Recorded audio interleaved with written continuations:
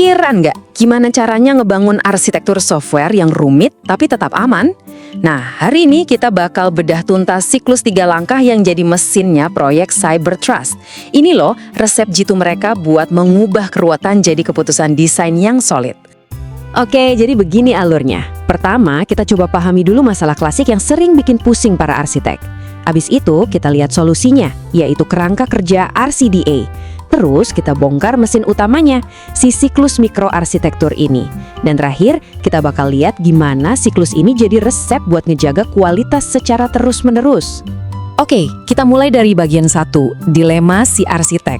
Ya, sebelum ngomongin solusi, kita harus paham dulu kan, masalah rumit apa sih yang sebenarnya mau diselesaikan sama arsitek sistem?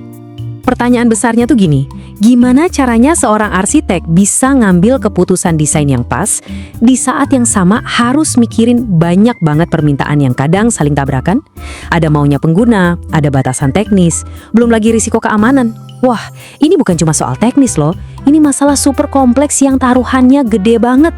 Nah, buat gadepin semua keruwetan tadi, tim proyek Cybertrust ini nggak asal-asalan loh. Mereka punya kerangka kerja khusus biar semuanya jadi lebih teratur.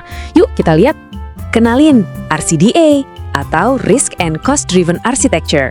Gampangnya, anggap aja ini kompas buat para arsitek. Jadi, ini bukan sekedar daftar aturan kaku ya. RCDA ini lebih kayak filosofi penuntun. Tujuannya buat mastiin setiap keputusan arsitektur itu selalu didasari sama analisis risiko dan biaya yang matang, dari awal sampai akhir proses. Terus apa sih yang bikin RCDA ini keren banget? Pertama, dia ini mendorong keseimbangan dengan cara terus-terusan ngecek ulang kebutuhan semua pihak yang terlibat. Kedua, RCDA ini mendukung proses yang sifatnya iteratif, jadi kayak siklus berulang gitu, demi hasil kualitas terbaik. Dan yang gak kalah penting, kredibilitasnya itu diakui loh sama program sertifikasi sekelas di Open Group.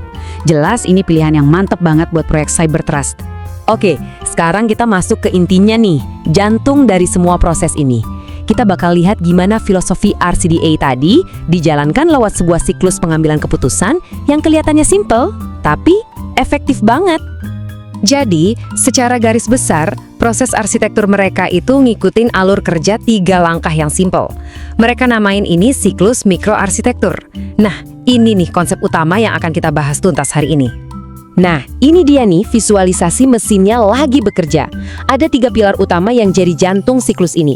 1, prioritaskan masalah. 2, buat keputusan. Dan 3, validasi dan implementasi. 3 langkah ini muter terus tanpa henti. Yuk kita kupas satu persatu. Langkah pertama, prioritaskan masalah.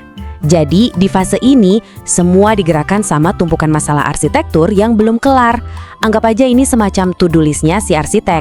Tapi bukan sembarang to-do list ya. Ini diurutin secara sistematis, mana yang paling penting dan paling besar dampaknya. Oke, setelah tahu mana masalah yang paling urgent, barulah para arsitek ini bikin keputusan desain buat ngatasin masalah itu. Dan ini bagian yang penting banget nih.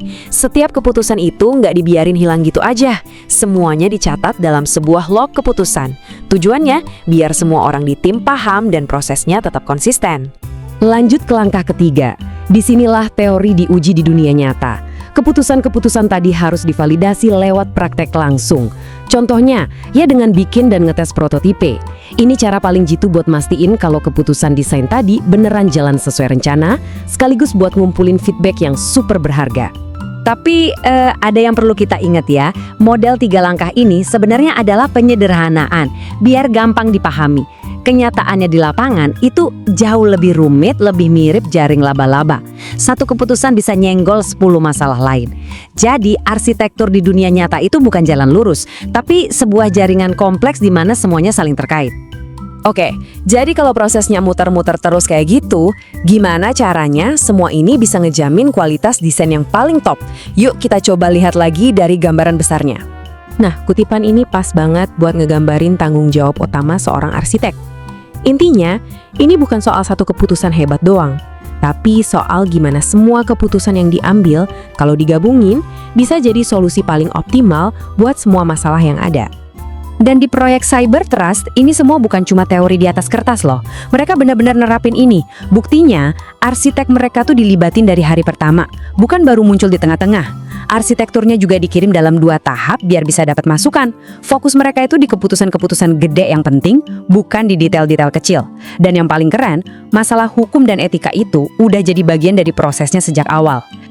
Sebagai penutup, coba deh kita pikirin bareng-bareng. Di luar dunia software, kira-kira di mana lagi ya siklus prioritaskan, putuskan, validasi ini bisa kita pakai buat mecahin masalah yang rumit? Mungkin dalam strategi bisnis, perencanaan kebijakan publik, atau bahkan buat keputusan penting dalam hidup kita sehari-hari. Ini bukti kalau pola pikir yang terstruktur itu benar-benar alat serbaguna.